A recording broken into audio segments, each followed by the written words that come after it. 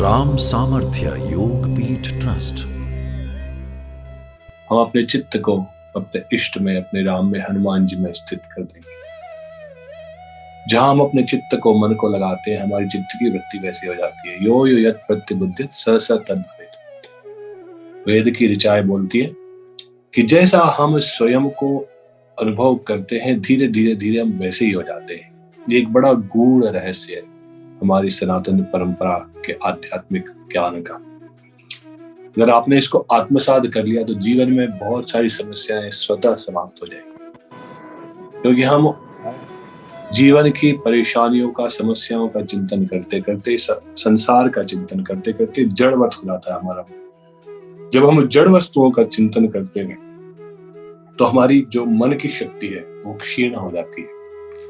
जब हम दिव्य का चिंतन करते हैं, अपने इष्ट का चिंतन करते हैं, गुरु का चिंतन करते हैं, हनुमान जी का चिंतन करते हैं, तो हमारे अंदर दिव्य शक्तियां, दिव्य विद्या, दिव्य ज्ञान उपस्थित होने लगता है। फिर जब हमारी आंतरिक योग्यता, आंतरिक सामर्थ्य बढ़ जाता है, तो फिर संसार की कितनी भी समस्याएं, हम उन सब से लड़ सकते हैं और विजय प्राप्त कर सकते हैं। अगर आपके अंदर एकाग्रता नहीं है, चित्त की एकाग्रता नहीं है, आपके अंदर भीतर जाने की क्षमता नहीं है, तो आप पशु की भांति, जैसे साधारण सांसारिक व्यक्ति अपना जीवन जीता रहता है सुबह से शाम, केवल धन अर्जन के लिए, केवल परिवार के पालन पोषण के लिए, तो आप बहुत कुछ इस जीवन में चूक जाएंगे। जीवन जीने की कला यही कि जब भी हम भीतर जाना चाहे जा सके। The moment you want to go within and realize your true self, that it's Satchidananda Swarup. Sad means you are ever existing, everlasting. Chid means you are light of knowledge. And Ananda means the blissfulness. आप सदचिद आनंद स्वरूप है।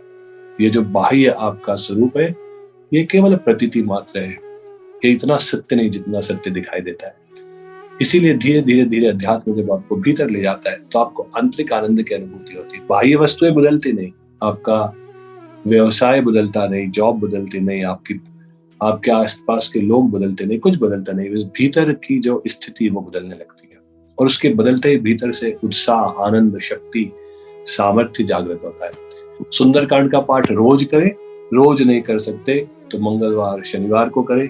अगर मंगलवार शनिवार भी नहीं कर सकते तो शनिवार को यहाँ पे हमारे साथ करें, इस पाठ में आके करें, आवश्यक नहीं, पर एक अपना नियम बना लें कि हर शनिवार को हम पाठ करेंगे। देखिए धीरे धीरे कैसे परिवार में सुख, समृद्धि, शांति स्थापित होने लगती है। आपके भीतर भी एक दिव्य चेतना का उद्भव होने लगता है, आपको शांति का अनुभव होने लगता है, सब कुछ कर सकने का सामर्थ्य भीतर जागृत होता है। इसलिए अपने मन को बाहर से खींच के भीतर ले आए, आत्मिक आवृत्ति कर ले। हमारी जो देहात्मक बुद्धि है, जब हम अपने को देह समझते हैं तभी सारे दुख उत्पन्न होते हैं। देह को नित्य, संसार को नित्य समझते हैं और अपने स्वरूप को भूल जाते हैं। जब हम भीतर जाने का प्रयास करते हैं तो भीतर हमको स्वयं के सच्चिदानंद रूप स्वरूप का अनुभव होता है और संसार शिथिल हो जाता है। संसार के सारे कार्य तो करने हैं, संसार में रहना तो है, पर जैसे एक नौका, जैसे एक नाव समुद्र में रहती है, समुद्र का जल नौका में नहीं आता। जिस समय समुद्र का जल नौका में आने लगता है, नौका डूब जाती है।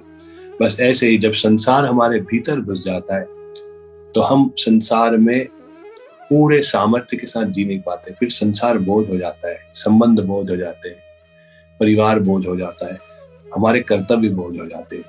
और जैसे ही हम संसार से निर्लिप्त होते हुए, अनासक्त होते हुए, निष्काम होते हुए, पूरी योग्यता से, पूरे सामर्थ्य से अपना कर्म करते हुए जीवन जीते हैं, तो भीतर एक आंतरिक आनंद, उत्साह, सामर्थ्य की जागृति होती है। अपने मन को इसलिए भीतर की ओर खींचे, 3 बार गहरी लंबी सांस लें।